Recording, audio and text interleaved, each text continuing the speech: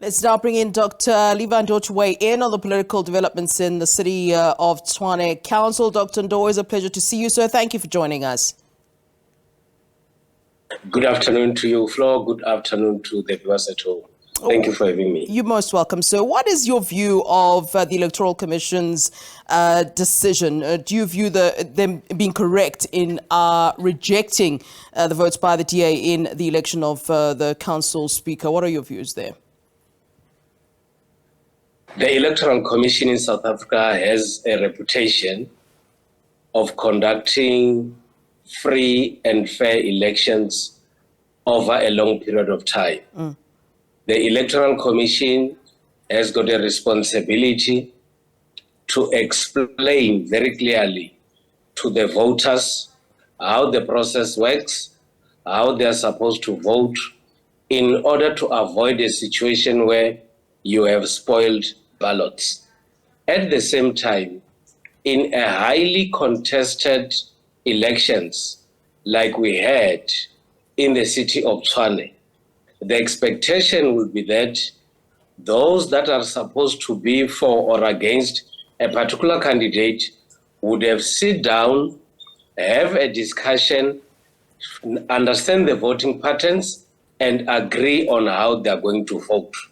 What they should avoid doing is to vote in a manner that would create a situation where there is no clear understanding on what they've actually done on their ballots. So all voters in South Africa would know what is allowed and what is not allowed in the voting process. But it appears as if there was a strategy that was used in order to check whether the voters actually voted in a manner that is consistent with their parties. But unfortunately, it actually backfired because that is not what the IEC expected. In fact, you answered the question I was going to ask there, because I wanted to ask what was the plan here, in the way that the DA clearly wanted their members to vote. So let's move on to whether or not the DA's challenge will then stand, because the ANC is saying, listen, you did this to yourselves. And as you say, the plan, if there was a plan,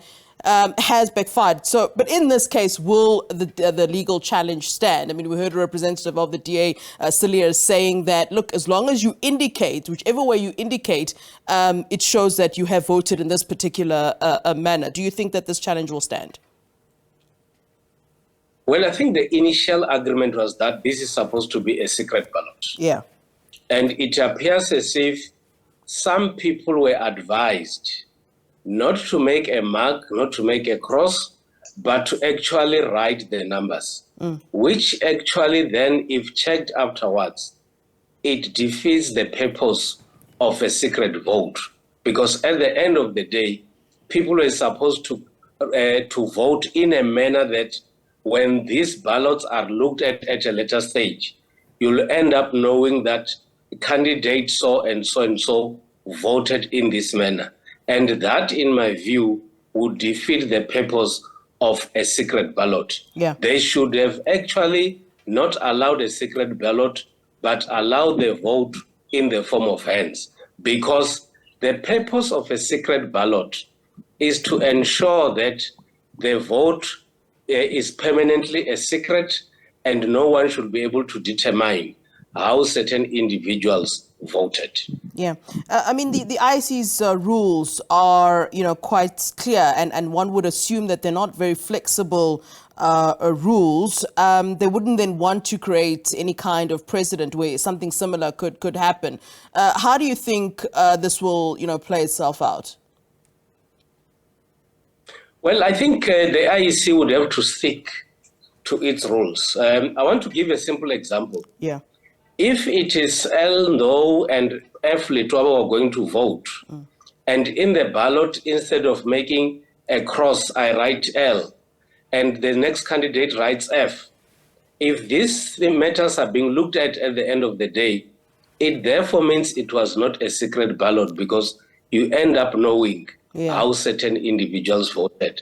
And the purpose of a secret ballot is to ensure that that secrecy has to remain with the individual who is exercising that right to vote. Yeah. All right, Mr. Levy Ndou, thank you for giving us your time here on SABC News. We obviously want to see how this will play itself out, and no doubt we'll have you back for legal analysis on that. Many thanks to you, political analyst Levy Ndou, weighing in, of course, on the DA's issue in the city of Tshwane.